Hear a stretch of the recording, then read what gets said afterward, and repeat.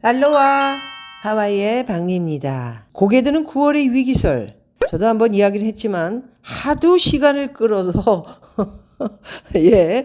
위기설 얘기 안 하겠습니다. 알아서들 잘 하세요 라고 이야기를 해야 할지, 정확하게 뭔가를 기다리는 여러분들도 지겹다 이런 이야기를 하시는 분들이 계실 것 같은데요.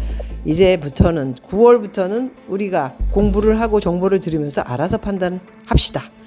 고금리 예금 100조가 몰려온다. 이게 무슨 내용인가요? 금융권에서 9월 위기감이 감돌고 있다. 9월 말 유동성 비율 규제를 마치기 위한 수신 정쟁이 되풀이될 수 있다는 우려다. 지난해 레고랜드 사태 이후 벌어진 수신 전쟁의 결과인 연 5% 이상 고금리 예금 100조 원 이상의 만기가 서서히 다가오고 있다. 이 이야기가 9월 위기감이라는 내용의 중점입니다. 사실 또 이 내용 때문에 위기 했었던 것도 사실이고요. 과도한 머니 무브는 금융회사의 건전성은 물론 유동성 위기까지 가져올 수 있다. 과도한 머니 무브를 막기 위한 방안을 고민할 때다. 지난해 기억나시죠 여러분? 발생한 레고랜드 사태 여파로 오는 9월 이후 금융권에서 100조 원이 넘는 고금리 예금 만기가 집중 도래합니다. 금융권에선 고금리 예금의 머니 무브, 대규모 자금 이탈을 막기 위해 큰 고심 중이죠. 업권을 가리지 않고 예금 금리를 올리기 시작한 금융시장이 다시 요동칠 수 있다는 우려가 나오고 있습니다. 레고랜드 이후 연 5% 고금리 예금 100조 넘게 집중 만기 도래되는데요. 30일 한국은행과 금융권에 따르면 지난해 9월 말 레고랜드 사태 이후 금융권에서 수신 경쟁이 벌어진 결과 지난해 10월에서 올해 1월까지 금융권 수신 잔액, 은행은 1년 만기 정기예금 기준이죠. 증가액이 100조 원에 육박 96조 2,504억 원으로 나타났습니다. 특히 금융시장 불안이 최고조였던 지난해 11월 금융권 수신 증가폭은 25조 1,493억 원으로 평소 대비 2배가량 급증했습니다. 넉 달간 수신 증가액이 100조 원에 육박한 만큼 신규 취급액 기준으로는 전 업권에서 200조 원이 넘는 자금을 빨아들였을 것으로 추정되고 있습니다. 레고랜드 사태 이후 금융권에 유입된 자금은요, 대부분 5% 이상의 고금리였습니다. 1년 만기 정기예금 신규 취급액 기준으로 저축은행은 평균 연 5.82, 6%에 육박했던 것입니다. 다른 제2금융권의 신협은 5.39이고 상호신용 연 5.27, 새마을금고는 5.44인 것으로 나타났습니다. 이 많은 이자를 줬는데 이거 이제 계약 기간 끝나면 그 돈 이제 다시 들어오지 않으면은 어떻게 되죠? 뱅크런을 비롯해 뱅크런 해도 뭐 돈 줄 때도 없고 이제 나라에 손 벌려야 되는데 나라도 그렇게 되면 엉망진창이 되기 때문에 또 금리를 더 올려서 돈을 끌어들일 수밖에 없는, 뭐 또 다른 사람 돈을 끌어들여서 또 다른 사람한테 이자를 주고, 이걸 뭐라 그러죠? 남의 돈을 끌어들여서 또 주고 폰지 사기죠. 은행에서 폰지 사기를 치기까지 이제 가면 치기 퍽치기, 이렇게 되면은 안 될 텐데 걱정입니다. 고금리 경쟁을 촉발시킨 은행도 평균 금리가 연 4.95로 5%에 근접했던 것으로 집계됩니다. 사실 저도 그 정도 받았죠. 돈 있으신 분들, 돈 넣어놓으신 분들 기억나시죠? 다시 그 시기가 왔다라는 얘기입니다.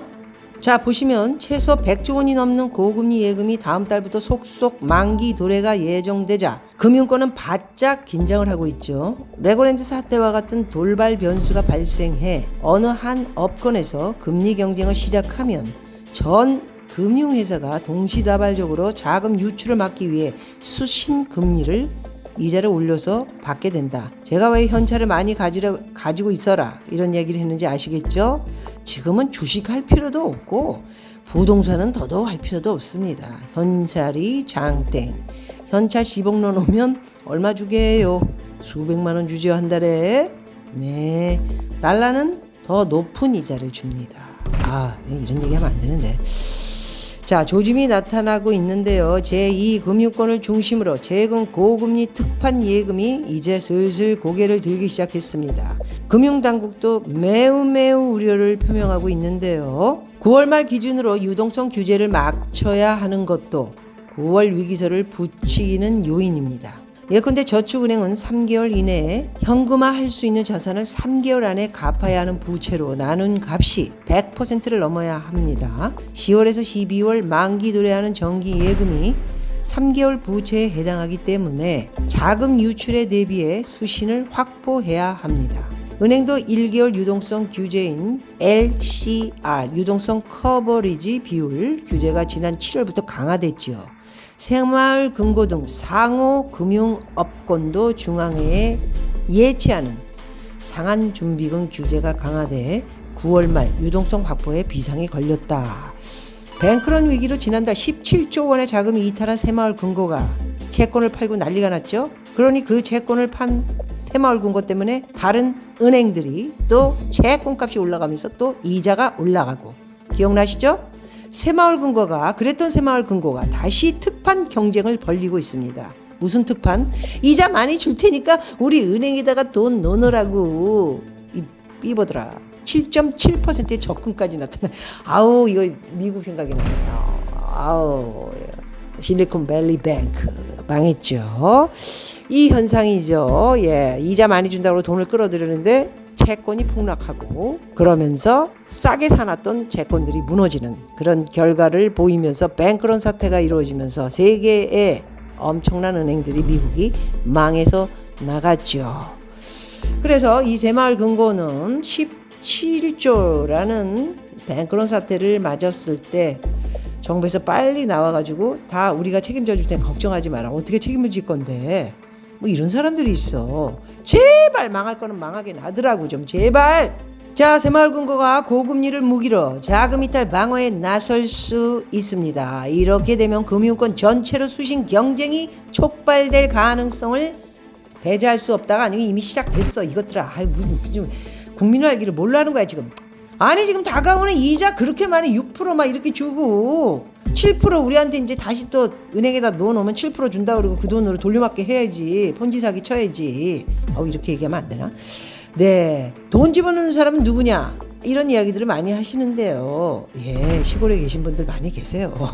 그 시골 분들이 몇 억을 넣게 되면은 나중에 모아지고 이자 많이 줘가지고 새마을금고에서 모은 돈이 자그마치 200조가 넘어요.